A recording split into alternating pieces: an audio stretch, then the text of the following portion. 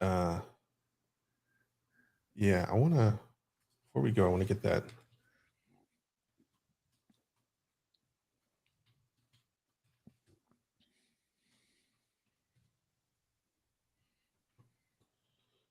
Are we live? Yeah, but Oh, there we go. yeah, we are.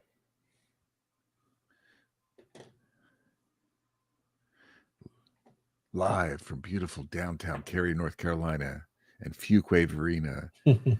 It's the Bob and Josh show. Notice whose name went first. I know. Oh, my I'm well name is aware. first in the Bob and Josh on the Metacast. Yeah, it is, Bob. I just looked up there at the little logo. Oh my God. I never really noticed it. Well, I noticed it, I guess, but it didn't resonate. I am first. Lead, follow, or get out of the way. Yeah.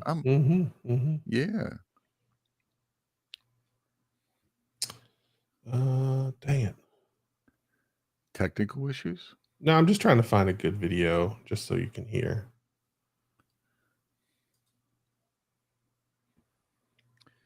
It's the Bob and Josh show.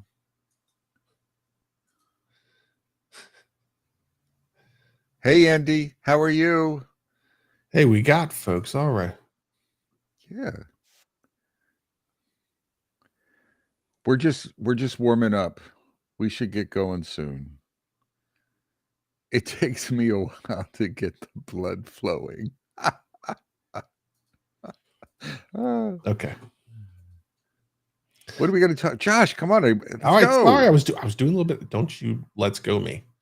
Don't you dare. You know what? You know what was cool there? You were answering, you were like responding, and then your eyes went big, and it's like it was fun. It was like you're doing it again. Don't you dare do that to me. We're doing good, Andy. This is the normal lead up, warm up. Hey, first time caller. All right. Love it. Good to have you here. Okay. Let's see. How do we set up today's topic? Let's just dive in. I'm just, I like a good segue. You do, and let me pull that back, Josh. Thank you for your grace and understanding. Okay. Let's see. I don't want to say anything with you drinking because you haven't had a laughing fit in a while. So, we have an insider in the chat. Oh no. Hi, Rhiannon. Tovar and Mika said hello. Are those the grandbabies? There's my granddaughters. Absolutely. Oh man, that's exciting. Okay. In the news lately, there've been a couple of figures that have made interesting choices as they step into new roles as a leader within their organization. One is Elon Musk. You've probably talked about that, heard about that, all those things. We're going to cover that. But another one is Deion Sanders, which is another interesting angle, similar issue, some might call it, or maybe they're both doing the right thing. That's what today's episode is all about. Bob and I are going to debate, and we think we might actually argue. We try to set that up a lot, but oftentimes we never actually do. We end up being disappointed that we're on the same page. So which one do you want to start with, Bob? Why don't we start with Deion? Okay. Let's see. Deion Sanders, whether you know him or not, he's a Hall of Fame NFL player, one of the best at his position. And he recently started coaching. He was coaching at a small school, an HBCU school, historically black college and university, and was really investing there and transformed them. It just massively was getting recruits they had never gotten. They were on TV. They were on ESPN, which had never happened before. What was it? Jacksonville State or something? Just Jackson State. Yeah. Jackson, Mississippi. Yeah. Oh, okay. Yeah. And then he got an offer from University of Colorado, which is a much larger school in the bowl subdivision and all those things. So, bigger money, all of that. And he ended up leaving, which will disappoint some, but also excited others. And in Colorado, in the very first meeting, he effectively said, hey, for those of you players that are here, we're bringing in additional players, some from my previous school, some from the transfer portal. And if you make it, great. If you don't, we might try and chase you out. And so that upset a lot of people at how those existing players were treated. I think that's a thing you have to do as a leader that isn't fun, but there's a reason that team isn't winning. There's a reason that coach got fired. Yes, the coach should have done better, but ultimately it's the players on the field that do or don't make the plays, just as there are engineers that are on your team that do or don't write good code, or whatever the role is. There are people that are good and people that aren't good. And if you want to take that next step, maybe the team that is already there isn't capable of doing that. Not that they're bad people or anything like that, but just there's a skill issue. And so while some might not agree with the approach, I think you have to do that. And I've done things like that. So that's why I'm on that side, because sometimes you got to do that. See, I agree. There's almost a separation between no, but there's a separation between being a leader and making hard leadership calls, and then being a jackass and Yeah. not having character and not walking your principles. So the backstory is, and you said it, I wasn't aware of it. He took his son with him, Mhm. and that's fine. And he invited other players along with him. So it wasn't so to me, the more congruent path would be he takes the leadership role. He doesn't cherry pick from his old team.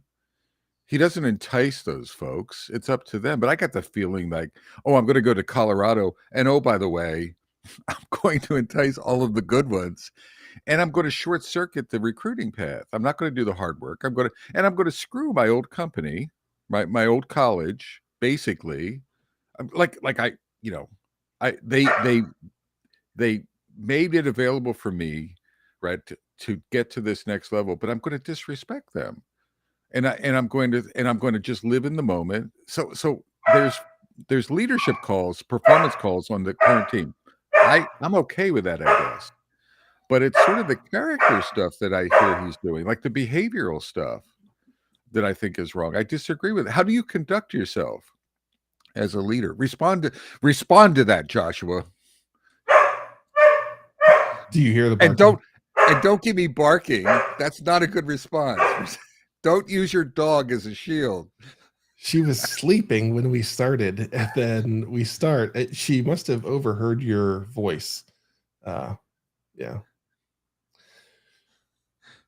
So let me dig in.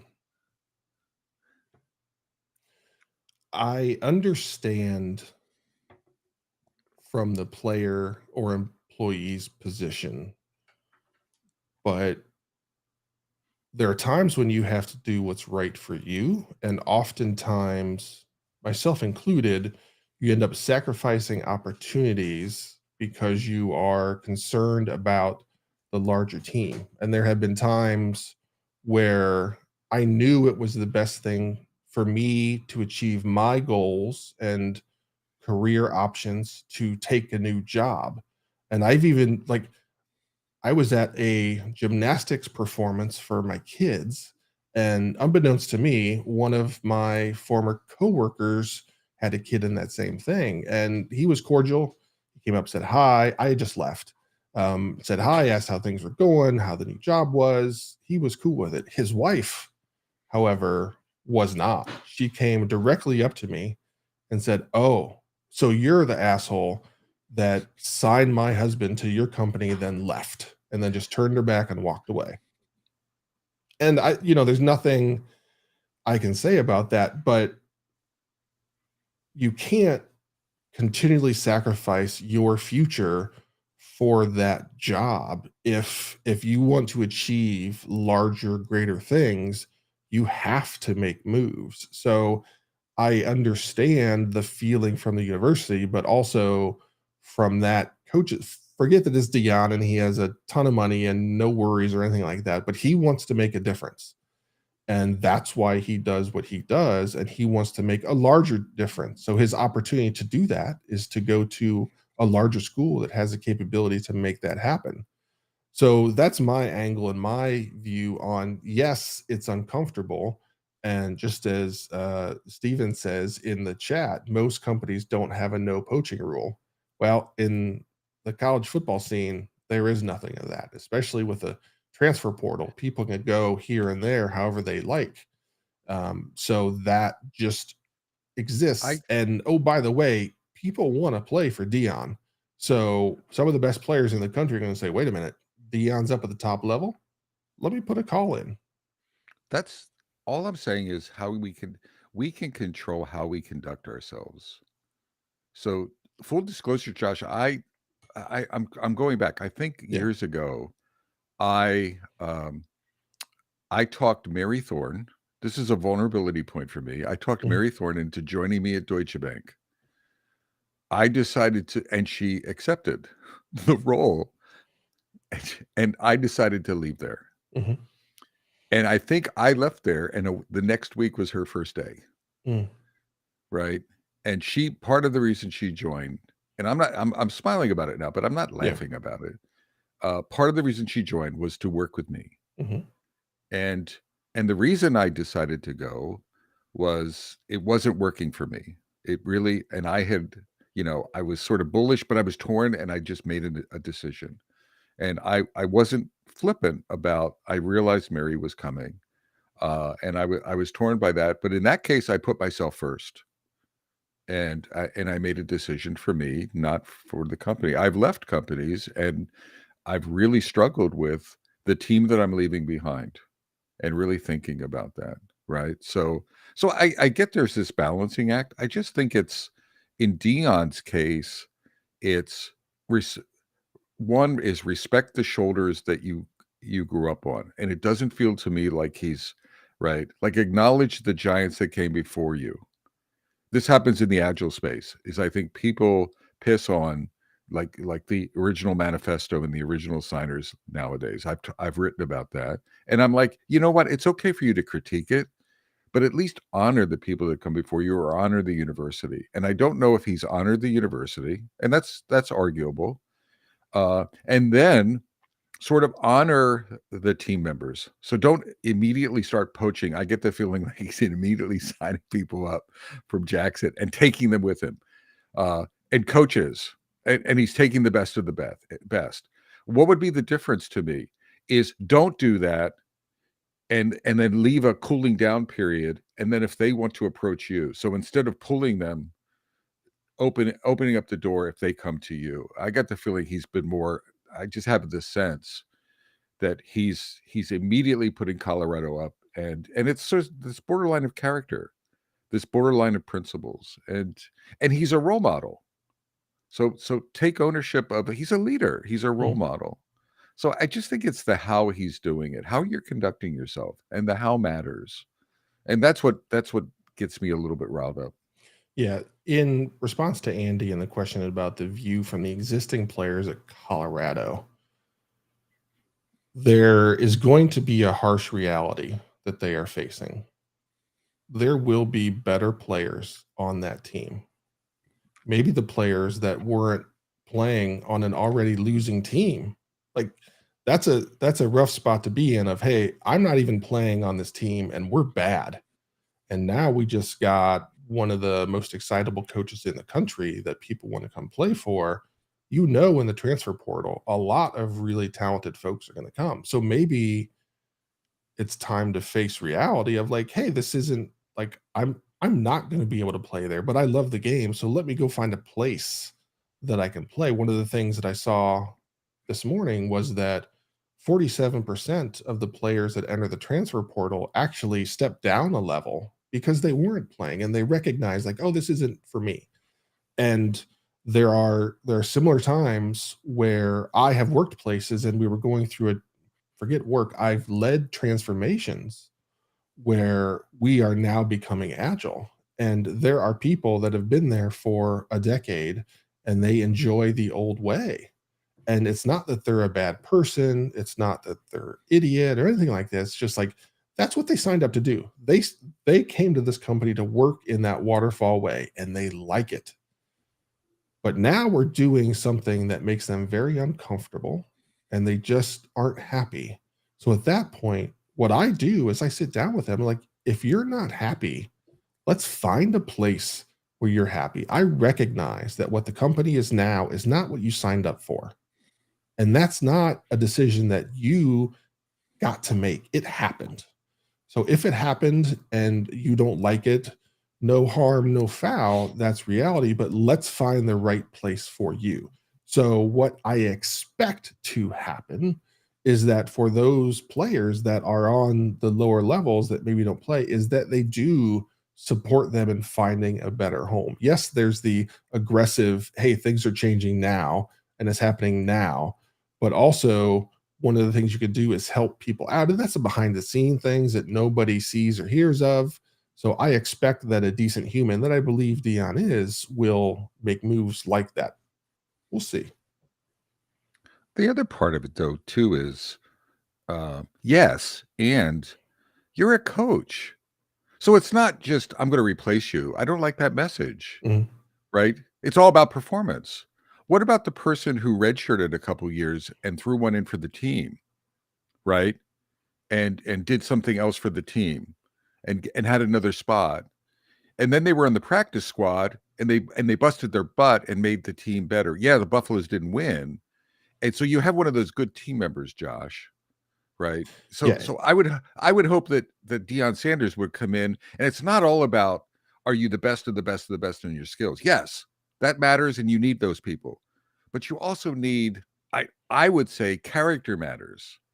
What was that? What was that movie years ago? What was the guy in the practice squad at Notre Dame? Help me out. Oh, yeah. Rudy. Yeah. Rudy. And I know it's a schmaltzy movie, but to me, leadership is about leadership. It's about character building. It's about messaging. Yeah. It's about honoring people that have the effort. I mean, you talk about if I came in, how many times did you catch balls at Cincinnati? I think you caught like less than 20 or 30 over your career. Yeah. But you blocked your butt off and you worked your butt off and you were a good team player. So I think as leaders, it's the tone that we set, the character that we show. And I hope that Deion shows that. I don't know if he's showing that right now. Yeah, so there's a couple things. Yes, like I started in front of two players that got drafted.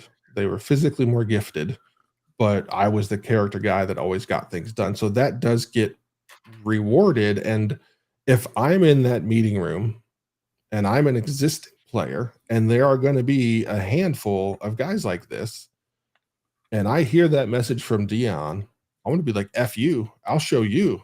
You don't think I'm good enough? And so there's a decent amount that will step up. I guarantee you, Deion wants those players. I guarantee you. But part of it is, are you going to accept the challenge or are you just going to roll over? And if you're just going to roll over and say, well, this isn't. That's fine. You're building. Yeah. I want to build a winning team, and that's a long term, a long view. And I'm actually setting the stage for Elon Musk. Because it's it's not just the short view, it's the long view. Are you building a character program? Who was the Dean Smith at UNC? I think in terms of coaches, you're not just in it for the one shot. You're building, again, maybe I'm wrong, but I think of leadership as a short-term, midterm, and long-term, and how I left, like how I showed up to Mary, right? I explained to her why. I didn't just say, I didn't laugh. I explained to her why. I talked to her about my decision making. I didn't have to. I apologized to her for that. I'm like, I hope I didn't entice you. I wish you the best. I even talked to her about, don't let my departure influence you at all. Make it your own, right? It's like how we show up, how we walk with our folks matters. Maybe I'm sounding like an old dinosaur here, or maybe the movie Rudy has had an influence on me or something. Yeah. But I think it's leadership, and I'm actually challenged by Deion's. He hasn't blown me away with his leadership. Yes, his skill, his coaching prowess in the short term. Yes, his historical performance in the NFL. Absolutely, He's a little bit flamboyant. I don't know if I like that, but is he? What are his goals? Where's his character? And is he really going to be Yeah. leading men, building teams that are long tenured and things like that? So a couple things, then we'll move on to Mr. Musk. One of the things when I first got to college that I was taught is, as a coach, there are things I will say to the media, believe none of it. What I say to you guys in this meeting room, take that to your grave, because there are things that need to be handled differently and it's part of the media. I don't like it, but I have to do it. What happens in this room is what really matters. So there's that. What Dion did at Jackson State was he did a very good job promoting the program and himself on social media. And there were dozens of moments where I was like, wow, Dion, that's good. That not many people are going to see, but the way he took care of those kids and the way he changed the way they think. For instance, they were getting ready to go on Thanksgiving break, and he had a real hard talk with the folks about, hey, you're at Jackson State now. We are on TV. You are going to go back to your homes. You're going to be perceived as more successful now than when you were there. So there will be people that are angry at you because you left and you are better and you're coming back now. So they are jealous. So you need to be extra careful, support each other, watch your back, be smart, don't do anything dumb, which everybody sends those messages, but he did a really good job of painting the evolution that those young men had gone through over the past 6 months and said, hey, things have changed for you and you need to look at the world differently now. I'm going to talk you through that. So there were a handful of other things like that where he invested it in them as people that I saw and recognized and said, okay, there's potential here. I wanted him to end up at Cincinnati, but he didn't. So I've been paying attention, just kind of watching things like that. So, okay. Dion, we've tackled. Real quickly, okay. I see two notes. I want to note Andy said something. I think it comes down to having core values and living them. So walking your talk, and not just in the short term, but the long term. So I really agree with you, Andy, and amplify that. And then Stephen said something that I want us to weigh in on. I think he said, y'all are hitting on it, but how you help folks move on makes a huge difference for them, the team, the company, and you. And I agree with that. I would love to see Dion care about the folks from Jackson State and interact with them, whether they come to Colorado or not. I'm not talking about poaching. I'm talking about maintaining those relationships, walking in character, having those players come back to him later and him taking the time. It's not just about Colorado and being successful there. Yeah. It's about he's connected he's not just a coach of a football team. He's leading young men into becoming grown-up men, right? And with families and things. He's a role model. And to me, the jury's a little bit out. I want to see how he plays that out at Colorado. So I feel like I'm a Dion apologist here, but I've always liked the guy. I like the flamboyance, so I recognize there's probably a generational thing there. What do you and you know what, Josh, you probably put your finger on something there. But one of the things when he talked to the Jackson State team about him leaving, he was sitting next to the athletic director and he told the team that he's part of the team that's going to be hiring the next coach. So Dion is investing to make sure that who they bring in fits and supports the direction they were going and will take care of the kids the way that he tried to. So that's why I feel like there's an undercurrent that's not seen that is happening. But again, time will tell. So maybe I'm optimistic and think Dion's a better human than some do, and maybe I'll be right, maybe I'll be wrong. So let's switch gears. I stopped us. And let's talk about the illustrious Mr. Musk. Would you kick things off? Yeah. Give us your Muskian opinion.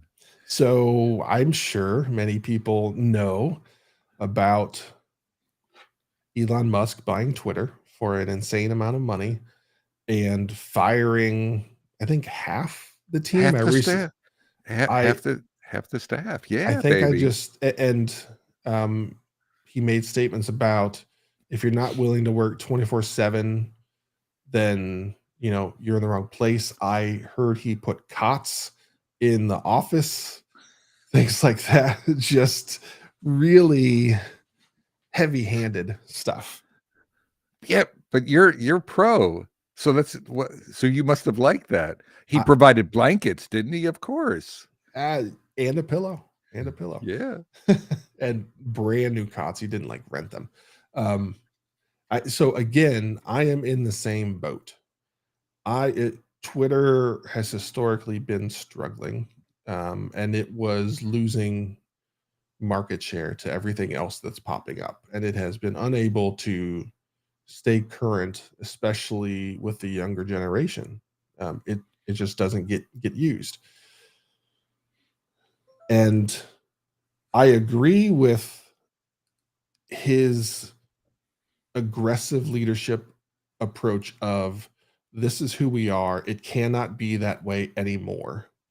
If we want to be great, we have to do these things, and really driving and making that happen.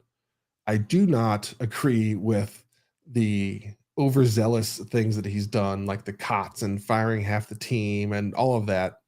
I don't agree with the approach, but I understand what he's trying to do because he wants to revolutionize this product and company, and that is going to be messy.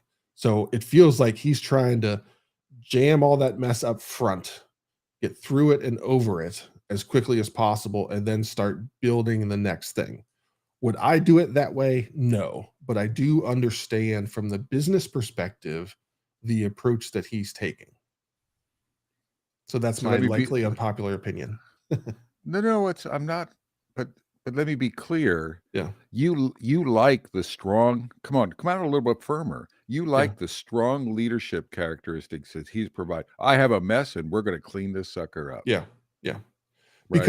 Because that's what I've been doing in most of my career has been coming into a mess and people aren't sure why we can't grow to that next level or levels, and they can't figure it out, and it's either one or both of two things. One, the product stink, or two, the team stinks, or both.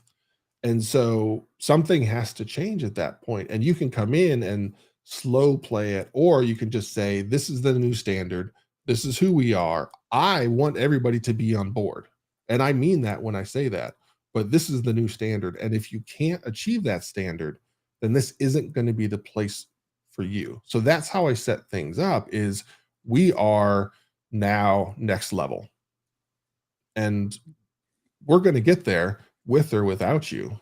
I want it to be with you, but the reality is I'm going to ask things of you that have never been asked of you. It doesn't mean I'm going to ask you to do the impossible, but there's a reason we haven't achieved this because we never even tried it. So I'd like to make it clear up front that this is who we are now. And what I do that Elon hasn't done is try and set clear expectations for what that new level looks like. And I encourage and support people to try to achieve that. So, what I always say is we need people to level up. And if they can't level up, then they're going to level out. And it's not their fault. It's not a problem with them or anything. It's just we are now here and they're running as fast as they can, but they can't run that 10-second 100 meters that we need. And so, but it's a supportive view across the board. So that's why I support the mindset. I don't support the execution. So I mean, I don't even support. So to me, the mindset is like this, Mhm. and the execution. So maybe there's a kernel of goodness in the mindset, and it's so overwhelmed by the execution dynamics. What? So Yeah. he came in, he fired 50% of the staff. Did he really spend time to understand who's good, who's not? And what? I don't think so. He didn't have the time. He's a knee jerker. Uh, he's a chaos generator. Right? It's sort of it's all about. So did he? Yeah, little kernel of I want to disrupt things, a big kernel of disrespect, lack of understanding, uh, chaos generation, changing his mind as a leader. Right? Remember, they fired people and then they invited them back. Oh, I made a mistake.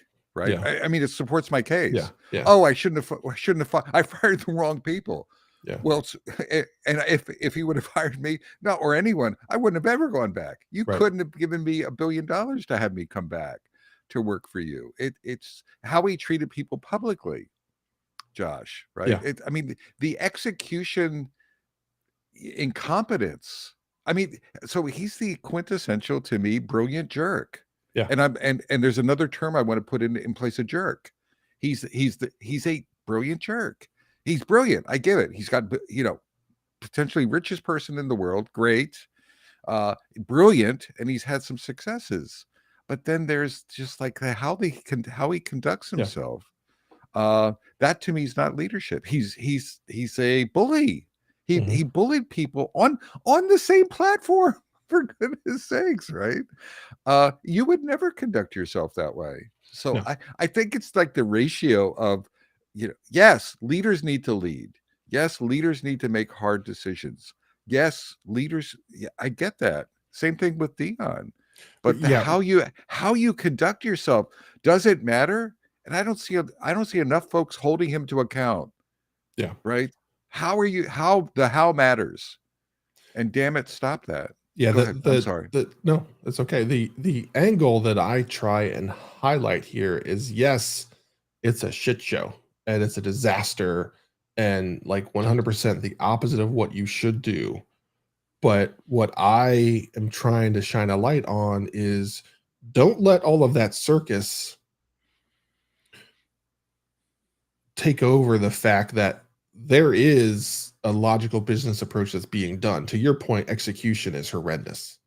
And yes, it overshadows everything. But there is a bit of like, this is kind of what needs to happen. Do you think so? Is he providing vision, mission, an exciting, compelling vision for the company? I don't see. Maybe I'm probably wrong.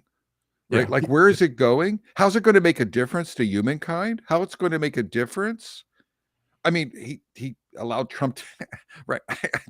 I don't know what, and yes, I'm biased. Yeah. Right. Like I triggered when he allowed Trump back on. It just drives, and I don't want to get political now, but it's like yes, Twitter is a wonderful platform, but has he laid out of it? So that's part of the chaos. Oh, and the Agilists are weighing in and say, well, it's going to emerge. His brilliance is going to emerge this wonderful company. But I don't see that. How are people? Can you imagine what it's like to be inside Twitter right now? Yeah. Yeah. Maybe he's hired some other people who are providing mission and vision and why and connecting the dots to what I'm doing day by day. But I don't see him doing that. Yeah. There has been a stated mission and vision. Not many people might align with it, but he has tried to set what Twitter 2.0 is going to be. And so again, it's likely not the right answer. It's an answer. I certainly am not going to apologize for Elon like I have for Dion or support him, because it's all a mess. But one of the skills and challenges that I have is that the emotional piece of my view of a lot of these things just kind of like falls off to the backside. And then I end up trying to look under the covers at, logically, why is this happening? And what is the angle, regardless of the insane execution, what are they trying to achieve? And so I see them, I guess him, trying to achieve the same thing of, we are now X, we need to become Y. And he's just the equal sign is just, to your point, chaos. And that's no good for anybody. Maybe it's good for him. I don't know, but none of the members that are on the team is good for him. I don't see him doing good for anyone other than Elon. So I don't know if he's doing good for stockholders. Yeah. And I mean, bless their hearts.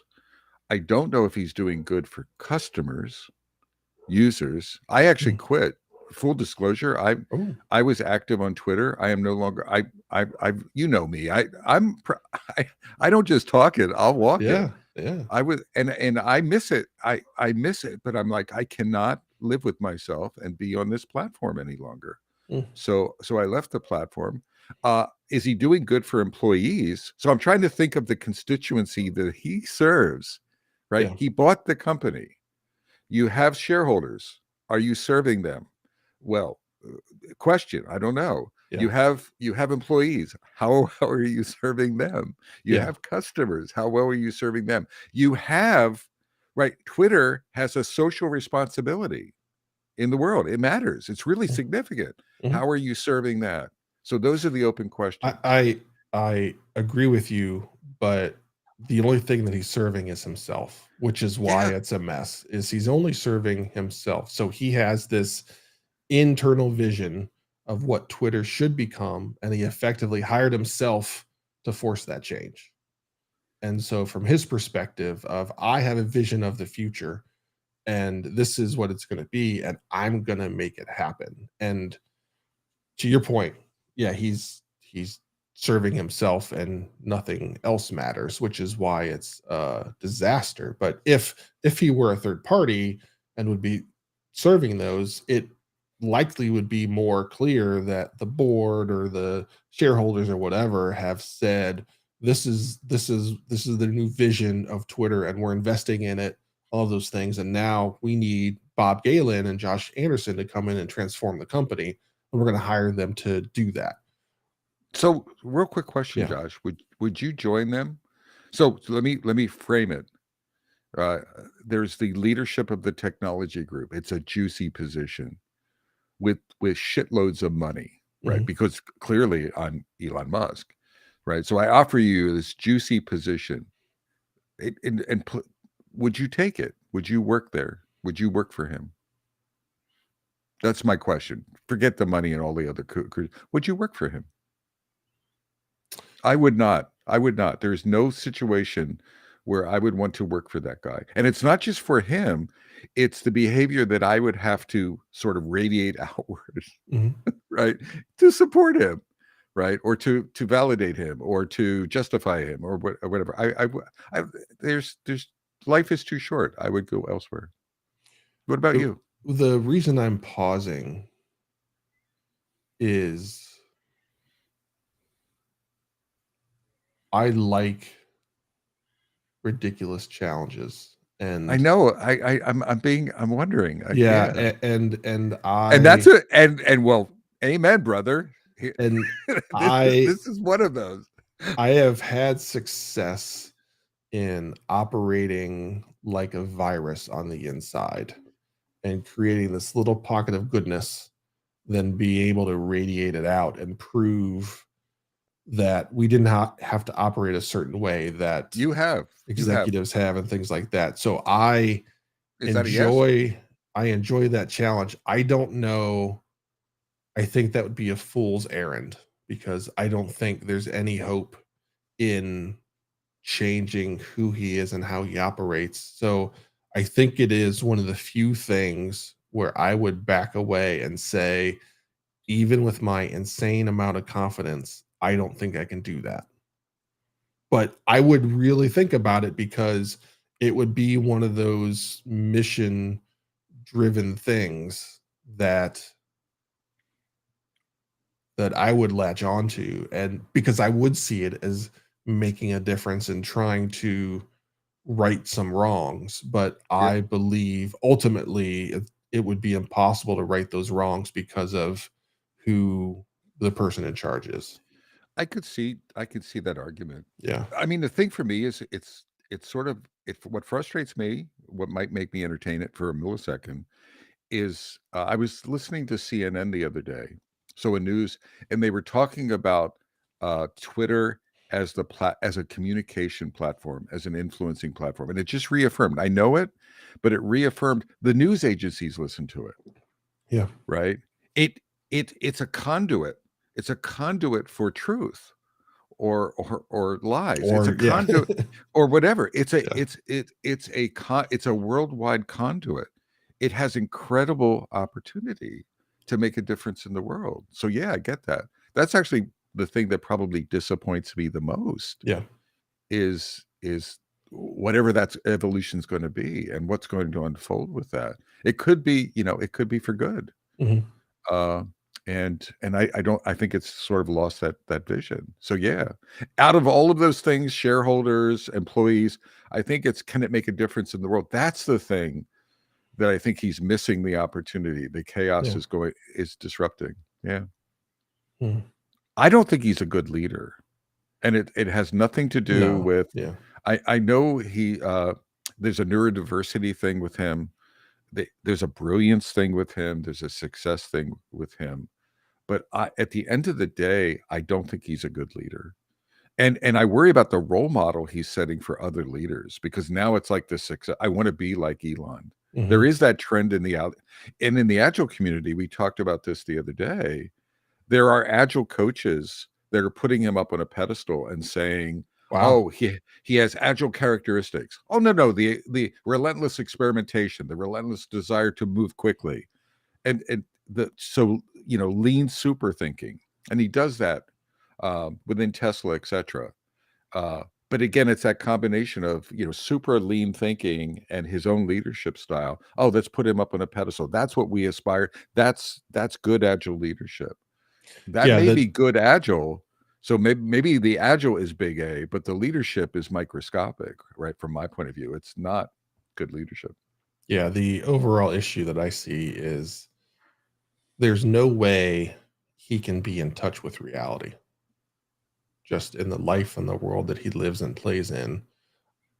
It seems unfair to ask a human like that.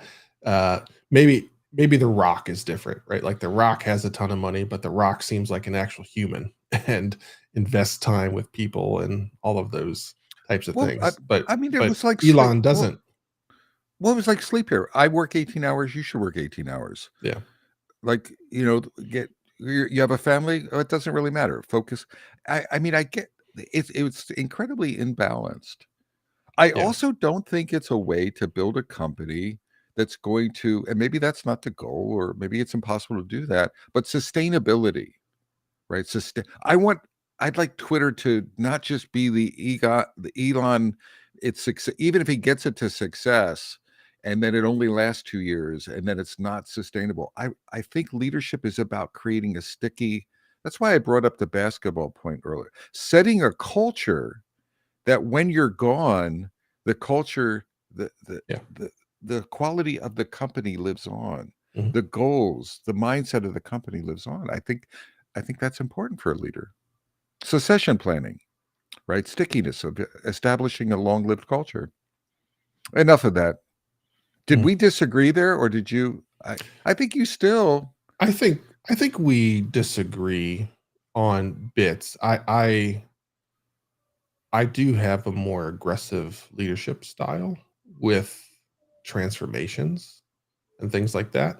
I also have pretty aggressive leadership styles on performance and evaluation, but I lay that on a backbone of clear expectations. That Well, that is and the I mean, pre yes, yeah, that is the and precursor to all of it. Is there's a clear expectation of this is who we aspire to be, and no, these are the expectations that we have. But I no, don't. it's more than that, Josh. You build it on a it's a backbone. It's you have high expectations. You build it on principles. Mhm. I've worked with you long enough. You build it on principles. Yeah, You build it on fairness. You build it on rewarding hard work. You're not just looking for all A players. You are a role model. I mean, yes, I have a hard line. yeah, If you've ever worked for me, I have a pretty hard line. I'm a no nonsense. I'm a leader, but at the same time, I think I'm balanced for goodness sakes, right? You have a balance. yeah. Uh, I really and try. Jeez, I'll get my words to work. I really do focus on trying to spend 80% of my time on the top 20%, as opposed to 80% of your time on the lower 20% from a performance. And it's like anything. the higher quality teammates you have, the higher quality teammates you're going to attract. So, because I believe in the power of the team so strongly, I try and create that view of we are an amazing team. And if there's a part that's not fitting, then we're going to address it and we're going to fix it. And if we can't fix it, then we're going to get a new part. Because if you don't aggressively attack those issues, your high performing team is going to start to not perform and you will begin to lose people. So there are hard decisions you have to make if you want to maintain that high performance team, just like Dion wants to create. There are hard things that have to be done. And that's why, unfortunately, there are many teams where people and underperformers are allowed to languish, and that just is a drain. And the number of leaders I've talked to in the past year where I've said, hey, like, this person should not be in this role, and it's like, well, I know, but we can't do this and blah blah blah. Like, but you expect this person to operate here and they can't. So they're not happy, you're not happy. Are you ever going to do something? And the answer is no, we can't. And that people wonder why they never achieve new levels of success. And that's a core reason. So I aggressively attack that because I believe it's the best thing for the system. But yes, and though I've seen you do this, when you make those decisions, you coach people. First, you invest time in coaching them up. Yeah. Yep. And you spend the time in the hard work and you give the radical candor. Second, you show compassion and you put the person first, and then you try to find the best matching role for them, whether it's in the company or outside the company. I've seen you worry greatly. Yes, you're being this hard-ass leader on the front side, but you're also a human being and you care about the people, and you're trying to get them to land successfully on the backside. Yeah. Right. Yeah. And it's that's missing at Twitter right now, I think. Yeah. Yeah. Right. It took me a while to get that right, longer than I would have wanted, but I knew I had figured it out when somebody that was effectively being fired said thank you. Yes. And I've had yes, and that's the missing, right? Yeah. So I'm not saying let's build mediocre teams, for goodness sakes. Oh, yeah, let's build the most mediocre team. That's not right. But it's how you do it. There was a comment earlier, how it was in capitals in the chat, and it's the how, and you have an effective how, right? And Elon right now, that the how is not right. It's yeah, I get the how, but it's brutal, it's disrespectful. Right, it's chaotic, it's inappropriate, in all directions. Yeah. Stick a fork in it. What do you think? I think so. Yeah, I feel pretty good. You ready to do the? I'm always ready, Bob. I'm always ready. Okay, so from beautiful downtown Cary, North Carolina, and beautiful downtown Fuquay-Varina, North Carolina, I'm Bob Galen, and I'm Josh Anderson. Hey, y'all, shake and bake. Take care. You hit the webcam like 5 times. I did. Hey, thanks to everybody for jumping in the chat on whatever Andy platforms you are. Stephen and whoever. There was some really cool. I was sort of looking out of the corner of my eye. There was some nice discussion. Fantastic work, folks. I know. I think maybe next time we should do this and overlay the chat. Oh, the chat on the right side. We can do that for folks that can. Oh, that would be cool. Later. Yeah. Oh, so, yeah. Yes. Yeah. Yes. You learn something, and this view makes your head slightly smaller as well, Josh. You notice that? What about this one? Wait, hold on. Let me turn on chat. There you go. What about that one? Yeah. Oh my, yeah. Can you make it even bigger, please? Probably. Yeah. Oh my God. Do you remember? You remember you do remember? Remember when we were sitting beside each other? Did we record that in video, where we were doing a debate and it was you and I side by side, and I actually sat my chair lower, but it Yeah. still was. And you like towered over We me. did. Remember? Yeah. I need to find that. I look like a munchkin next to you. Yeah. I mean, I'm smaller than you are clearly, but man, it was. Share Chrome tab. It's this one, little A versus big A. Look at that! Look at little A versus big A. Look at me! Oh my god! I need to go work out. That makes me motivated, or do so. I need to be in a rack and get stretched. Gosh, that's funny. Yeah. Okay. Cool. All right. Well, take care, my friend. All right. You do the same. All right. I'm going to put some content ideas in the tool. Just there's things that have come up this past week that I thought were things for us to talk about. I'm running out. There's some in there, but I as I reviewed them, I think we're coming out. So anyone who's listening, if you shoot us an idea, and I'll put on my thinking hat as well. All right. Works. I would like to do a diversity check. So I'm just throwing this out there. You know, we used to do those diversity and inclusion things. Yeah. I don't know if it's a full episode or something, but think diversity and inclusion, and we need to start weaving that back in a little bit somehow. Can do. All right. Can do. All right. All right. All right. Take good care, Josh. Bye-bye, everyone. Bye.